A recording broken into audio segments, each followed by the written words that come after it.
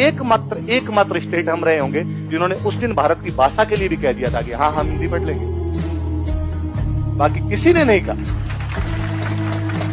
भारत के तमाम राज्य, पंजाब करा था हमें पंजाबी पढ़नी है, गुजरात करा हमें गुजराती पढ़नी है, महाराष्ट्र करा हमें मराठी पढ़नी है, साउथ करा हमें अपनी पढ़नी है, नॉर्थ ईस्ट करा हमें अपनी पढ़नी है, बंगाल करा बंगाली पढ़नी है, उड़ीसा करा उड़िया पढ़नी है। दुर्भाग्य हमारे पक्ष में आया कि हम भारतीय हिंदी स्टेट घोषित कर दिए।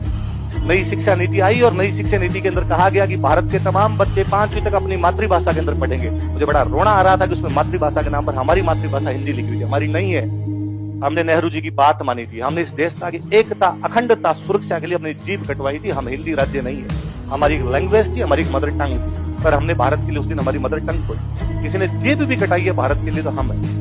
मुझे आज बड़ा प्राउड फील होता है कि मैं इधर चूरू का रहने वाला हूँ। मैं चूरू सीकर झुंझुनू के जिस किसी गांव से गुजरता हूँ, 99 के युद्ध में एकमात्र कोई ऐसा कोई गांव नहीं होगा जहां का शहीद नहीं, पूरा झुंझुनू और सीकर भरा पड़ा।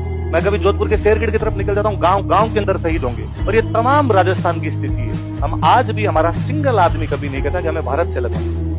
और 100 प्रॉब्लम होगी हमारे यहाँ पर, हमने कभी इस बात को लेकर समझौता नहीं। अच्छा, लोग कई बार और कहते हैं कि यार ये जहाँ प्रॉब्लम चलती है ना, जैसे कश्मीर में प्रॉब्लम चलती है कि वहां पे मुस्लिम मेजोरिटी है, मुस्लिम्स रहते हैं इसलिए वहां पर प्रॉब्लम होगी, या पंजाब के अंदर चलती है तो वहां पे सिख मेजोरिटी है, थोड़े अलग धर्म के लोग रहते हैं इसलिए प्रॉब्लम होगी। मैं कहता हूँ हमारे 4 जिले इस बाउंड्री के ऊपर आते हैं बड़े तौर पे। गंगानगर आता है, बीकानेर आता है, बाड़मेर आता है, जैसलमेर आता है। पूरी बाउंड्री मुसलमानों और सिखों से भरी पड़ी है, तो भी नहीं। पूरी बाउंड्री पर हमारे मुस्लिम और सिख है, पर हमारे वालों तो ये भी नहीं कहा। इसका मतलब तुम्हारे लॉजिक भेद भौंतरे हैं, तुम्हारे लॉजिक बहुत ही अजीब से है। तुम उन लॉजिक को देना भी नहीं चाहते कि तुम्हारी समस्या क्या है। नहीं तो तुम समस्याओं की जड़ों में जाना चाहते। यदि वो समस्या जो तुम गिनाते हो वो फिर हमारे राजस्थान में भी, पर हमारा कोई भी आदमी इस प्रकार की बातें नहीं कर रहा है। तो आज के बाद